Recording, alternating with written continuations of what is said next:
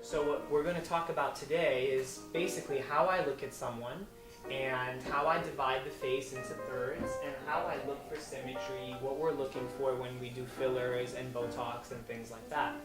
We're moving in a direction right now in the field of cosmetics where we're doing less and less and less surgery.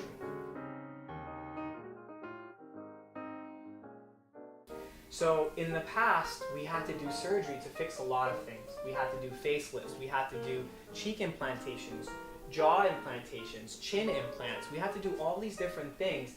But now we have a whole host of products and fillers that function very, very differently than we had in the past. And so what I'm going to do today is showcase to you a couple of different things that we would do. And we have patients of all ages, so we have someone in their 30s, 40s, 50s, 60s. And so what we're going to do is showcase the age-related changes that happen, and also how we as dermatologists evaluate those age-related changes. For certain things, I think plastic surgeons have their merits, breast augmentation, tummy tucks, things like that. But now we can do things with the face, the neck, the jawline, that we couldn't do in the past. So in her case, her wrinkles are primarily dynamic. Get angry, okay? So you can see when she gets angry, she can definitely animate those muscles. So I actually, are you an angry person? Yeah. She's an angry person, okay? And then raise everything up. And then you see when she does raise it up, she does have these forehead creases. However, if you'll notice, they're not even. On the left-hand side, they're less apparent than on the right-hand side. That could mean one of two things. Either one, her Botox was more active on that side, or she got more of it. Or two, she's naturally a little bit more dominant muscle-wise on the right-hand side. Around the eye area here, okay, a lot of people have crow's feet. You can do quite a number of units around the eye. Some people 2, 2, and 2, total of 6. Some people get more. You can do 12. So it really depends on what you're seeing. You can also lift the lateral brow up if you want. So for example, if we want to lift this up, we can inject a little bit of Botox here to lift it up. She has a little bit of a lift there. We don't necessarily need to do it. Other considerations for her, she has a naturally high cheekbone. She's got a very nice taper of her cheekbone. She's got good volume in the temples and in the submalar area. She has nice fullness to the lower lip. The ratio of the lower lip to the top lip is about 1.6 to 1.1, 1.2, which is a good ratio.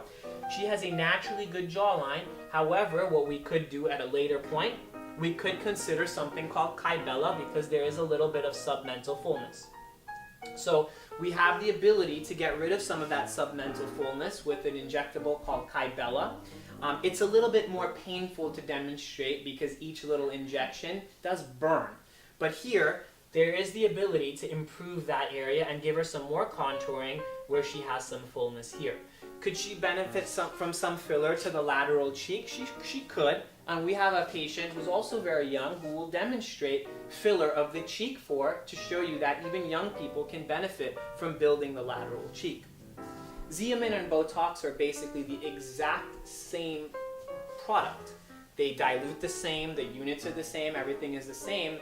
It's just that people build resistance to Botox after time. Xeomin, people do not build resistance to because of the way it's made. So we're demonstrating, and they work exactly the same. The units convert the same.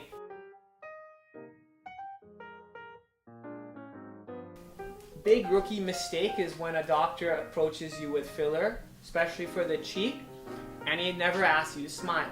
Because what if I didn't see her smile and I just assumed that when she's not smiling, the cheek's rather flat? What if I assumed that she didn't have a big cheek and I just started putting filler here? When she would smile, it would be a disaster. It would be very, very large. So I would have her smile. You can see she has very nice medial cheek definition here. There's a nice apple of the cheek. It looks really good. And the cheek fits really well. It's a good time to now talk about the movement in where fillers are going. Many years ago, people were filling in valleys. So if there was a line or an indentation, you would probably at that time see a doctor, and the doctor would just simply fill the valley with filler, raising it up. So what happened is, a lot of times doctors would perhaps see a line here, or a line here, or a line here, and they would simply stick filler in there to prop it up. However, this doesn't address the real issue, right? The real issue is one where everything seems to anchor from this large bone that connects. And that's sort of like the beam that holds a curtain up.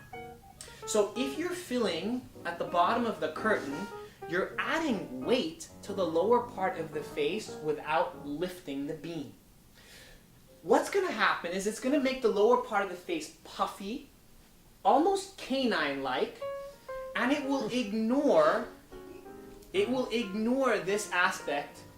If I go here immediately, especially in someone much older than her, I will need to put a lot of product in the lower part of the face to get the kind of result that she wants. However, if I raise the beam of the curtain, then I don't have to put as much product in the lower part of the face. So right now, when I look at someone, I divide their face into thirds. Upper third, middle third, lower third. I've already done a lot of her upper third with Botox and raising the brow and stuff like that. So now, when we look at her middle third of the face, we can see that the lateral cheek is not that prominent. That's what bothers her. She has a nice medial cheek. She doesn't have as much of a lateral cheek. So if we build a lateral cheek for her, what we will do is create more of a heart-shaped look. Women need more of a heart-shaped look. Men have more of a square look, or a sort of trapezoid look, where there's much more angularity of the face. But for her, I want to create more of a heart-shaped look, so I want to focus on the lateral aspect of her cheek. Where this can be a mistake is if you have an Asian patient. If you have an Asian patient and you're focusing way on the lateral aspect of the cheek, you may not make them look as tapered as you'd like. You have already high cheekbones, you'd be making those cheekbones wider, you would be creating more of a box-like effect. So we don't want to do that, or selectively do that in certain patients. But in her case, we can get away with building the lateral cheek a little bit. The hands get kind of aged look. They lose volume just like anywhere else. The sun comes in, will destroy that fat layer, and there's not much there except vein and a lot of times sunspots and things. So what's very common now is filler for the hand. Radiesse is a product that's basically been around for quite some time. It's a calcium-based product. It lasts a little bit longer than some of these other fillers, in some cases up to 3 years, and some people 1 year, but 1 to 3 years. I tent the skin up, so I pull the skin off of the underlying vasculature and I just make a little injection. I keep that little bleb there. She then sits on one hand while I do the other hand. She then sits on the other hand, and then I go in and I massage it out a little bit. It's actually very easy. It's not very long. It's very quick, very simple. I did 1.5 cc split between two hands, so about 0.75 in each hand.